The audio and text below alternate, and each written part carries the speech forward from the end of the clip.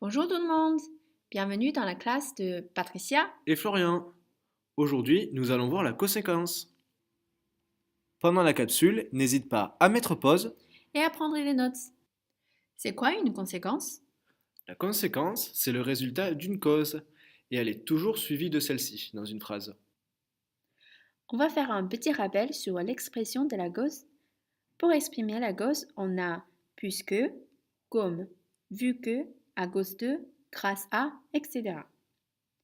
Si vous avez besoin d'autres capsules sur l'expression de la cause, n'hésitez pas à consulter d'autres capsules sur le site Capsule de trèfle.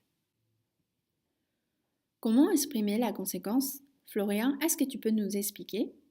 Il y a plusieurs manières pour exprimer la conséquence, et aujourd'hui, nous exploiterons la partie à droite. Salut Patricia, tu vas bien? Pas vraiment. Qu'est-ce qui s'est passé? C'est samedi, je me suis réveillée très tard. Donc j'étais en retard pour mon cours de yoga. Ah mince. Oui, mais c'est pas encore fini. Il n'y avait pas le bus dans ce jour-là, alors j'ai dû aller dans la salle à pied. Ah mais il devait pas pleuvoir ce week-end? S'il il a plu. Mais j'ai oublié mon parapluie à la maison. Du coup, je suis arrivée à la salle toute mouillée. Mince. Donc, et alors? Ils expriment tous les deux une conséquence logique. Cependant, il y a une différence concernant leur utilisation. Donc s'utilise à l'oral et à l'écrit. Par exemple, Je me suis réveillée tard, donc je suis arrivée en retard. alors s'utilise surtout à l'oral. Par exemple, Il n'y avait pas le bus ce jour-là, alors j'ai dû aller à la salle à pied. attention avec du coup. Il s'utilise surtout à l'oral et il peut remplacer donc, alors ou dès lors. Il exprime l'idée d'une cause agissant brusquement. Et il est surtout utilisé dans un registre familier. Par exemple, J'ai oublié mon parapluie à la maison. Du coup, je suis arrivée toute mouillée à la salle. Quand je suis arrivée dans la salle, finalement, mais la salle était fermée, il n'y avait personne. J'ai lu un petit message sur la porte, je pris une photo, voilà. Alors c'est marqué, la salle est fermée aujourd'hui à cause des grèves. Par conséquent, les cours ne sont pas assurés. Ah mais c'est pour ça que tout était fermé ce week-end.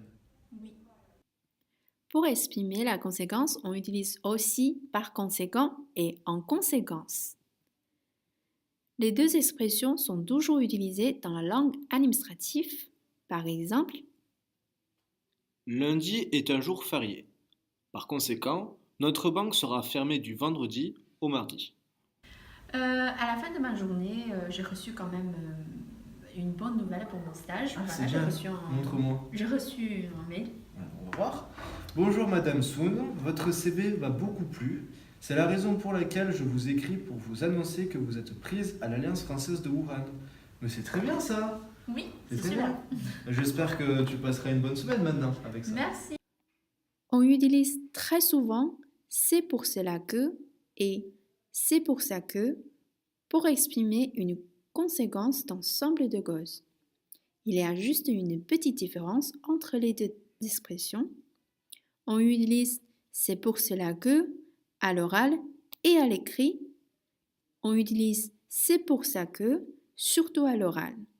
Par exemple, La neige est tombée toute la nuit et a bloqué les routes. C'est pour cela que demain il n'y aura pas d'école. Enfin, on utilise aussi l'expression c'est pourquoi ou c'est la raison pour laquelle. Elles apportent toutes les deux une explication. Cependant, l'expression c'est la raison pour laquelle est employée dans un langage plus formel. Par exemple, je cherche un emploi, c'est la raison pour laquelle je t'ai écrit. ou encore un autre exemple, Je cherche un emploi, c'est pourquoi je t'ai écrit. maintenant c'est à vous.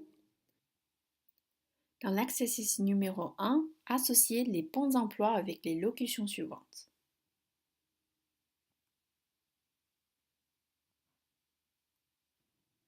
Maintenant, trouve les conséquences des phrases suivantes. Merci de votre attention. C'était Florian. C'était Patricia. À bientôt.